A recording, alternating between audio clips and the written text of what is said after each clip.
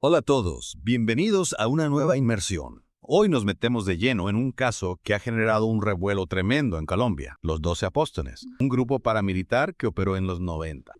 Bueno, pues la cosa se pone interesante porque vamos a analizar las acusaciones que vinculan a este grupo con Santiago Uribe Vélez, nada más y nada menos que el hermano del expresidente Álvaro Uribe. Sí, un caso complejo sin duda. Para comprender bien la gravedad del asunto hay que recordar que los paramilitares colombianos no eran cualquier cosa.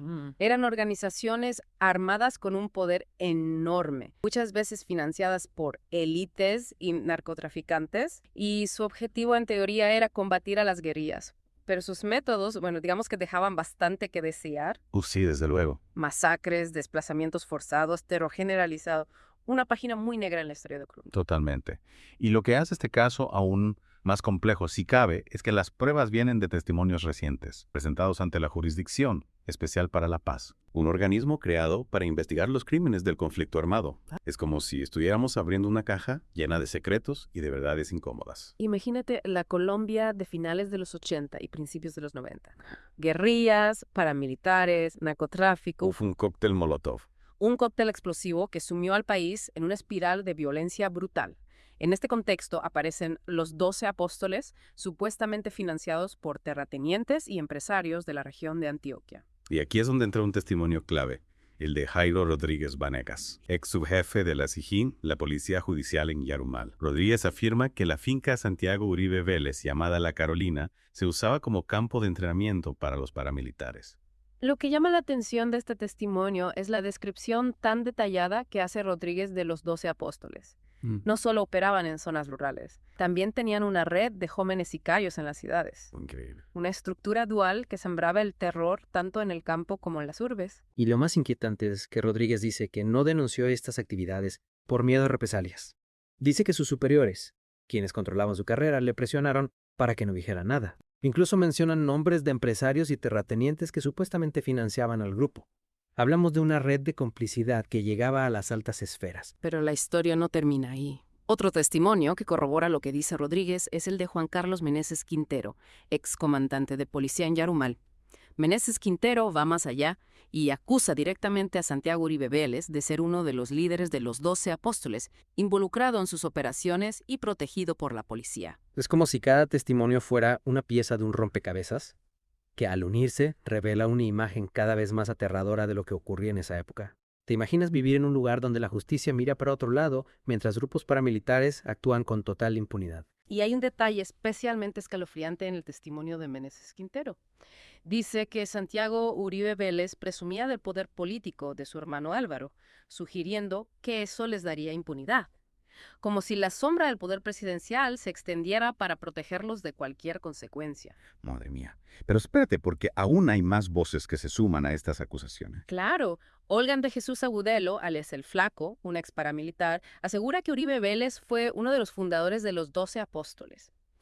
Y además tenemos las investigaciones de la revista Raya, que ha publicado un relato muy detallado de las actividades del grupo y sus presuntos miembros. La cosa se complica. Y por si fuera poco, hay un testimonio que se espera con muchísima expectación. El de Daniel Barrera Barrera, alias el Loco Barrera, un narcotraficante extraditado a Estados Unidos. Lo interesante del testimonio del Loco Barrera es que se va a centrar en el periodo de la presidencia de Álvaro Uribe Vélez, el de la seguridad democrática, ya sabes. Sí, claro. Durante esos años, los paramilitares expandieron su control territorial y su poderío militar muchísimo. ¿Casualidad? Muchos dudan que lo sea. Barrera, como presunto financiador del bloque Centauros, uno de los grupos paramilitares más violentos, podría dar detalles sobre quién les protegía y les apoyaba desde arriba. Interesante. ¿Su testimonio podría sacudir los cimientos del poder en Colombia? Si Barrera confirma esas conexiones, sería un escándalo enorme. Cambiaría por completo la historia de la seguridad democrática y el legado del uribismo. Sin duda. Pero no olvidemos que de momento son solo especulaciones. La JEP tiene que analizarlo todo con mucho cuidado, contrastando la información con otras pruebas y testimonios. Es un proceso complejo. Sí, muy complejo y delicado. Claro, la JEP tiene que ser rigurosa. Pero si se confirman las sospechas, ¿qué posibilidades hay de que Santiago Uribe Vélez sea condenado por su supuesta participación en los 12 apóstoles? Esa es la gran pregunta. La justicia en Colombia ha sido lenta e ineficaz a la hora de juzgar los crímenes del conflicto armado. Sin embargo, la JEP, con su enfoque en la verdad y la reparación a las víctimas, representa una oportunidad única para que este caso no quede impune. ¿Crees que con que la JEP reconozca los hechos sería suficiente para sanar las heridas de un pasado tan violento? Es un primer paso fundamental. La verdad es esencial para la reconciliación, pero no basta por sí sola. Hacen falta medidas de justicia restaurativa, reparación a las víctimas y construir una memoria histórica para que el proceso de paz sea efectivo y duradero. Hablando de reparaciones, ¿qué tipo de medidas se podrían ofrecer a las víctimas de los 12 apóstoles? Compensaciones económicas, restitución de tierras, acceso a la verdad. Las reparaciones tienen que ser integrales y adaptadas a las necesidades de cada víctima. Lo importante es que les permitan reconstruir sus vidas y encontrar una forma de sanar el dolor que les ha causado la violencia. Ya veo. Es un proceso complejo, pero absolutamente necesario para construir un futuro en paz. ¿Qué tipo de información crees que podría aportar que sea relevante para la investigación de la JEP?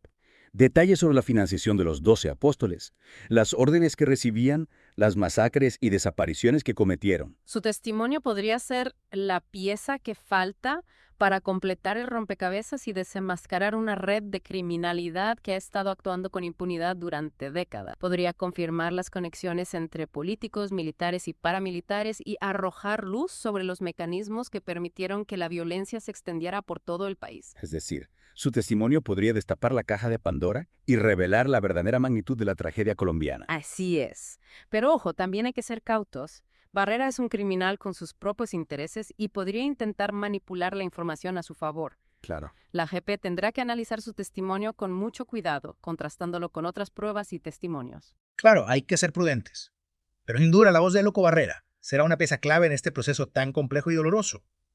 Y más allá de las revelaciones concretas, lo importante es que este caso nos ayude a comprender las raíces del conflicto colombiano, las estructuras de poder que lo han alimentado y los mecanismos de impunidad que han hecho que la violencia se perpetúe.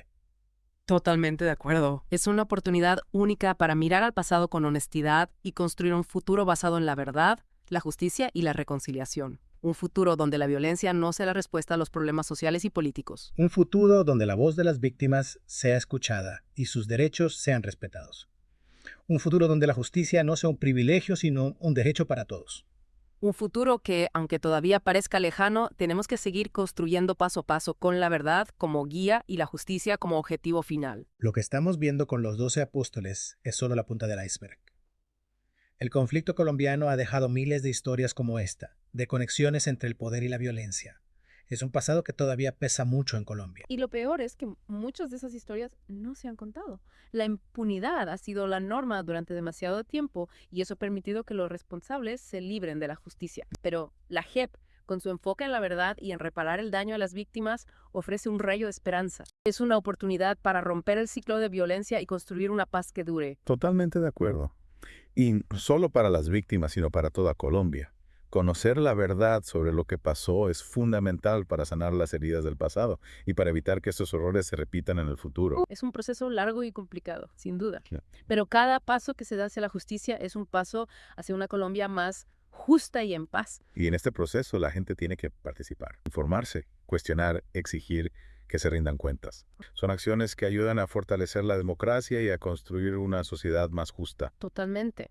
Es nuestra responsabilidad como ciudadanos no olvidar lo que ha pasado y trabajar para que la verdad y la justicia se impongan. No solo recordar, sino también aprender de los errores del pasado para no repetirlos en el futuro. Exactamente. Construir una Colombia donde la paz no sea solo la ausencia de guerra, sino que haya justicia, igualdad y oportunidades para todos. Un futuro donde no hay lugar para la violencia y donde la vida humana se valore por encima de cualquier interés político o económico. Ese es el reto que tenemos por delante.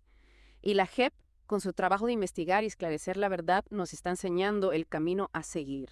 Un camino que no va a ser fácil, pero que merece la pena recorrer para construir una Colombia en paz, con verdad y justicia. ¿Y tú? ¿Qué puedes hacer para ayudar a construir esa Colombia que todos deseamos? Te invitamos a reflexionar sobre ello y a seguir informándote sobre este caso y la labor de la JEP. Gracias por acompañarnos en esta inmersión.